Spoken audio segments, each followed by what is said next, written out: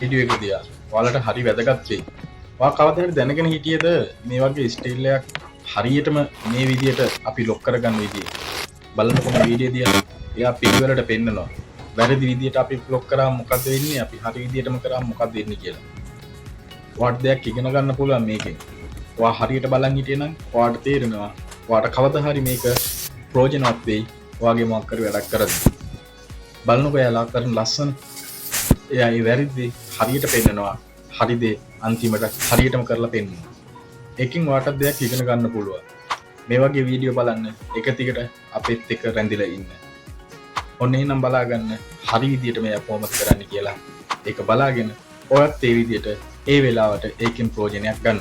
එහෙනම් සුබ දවසක් සියලු දෙනාට.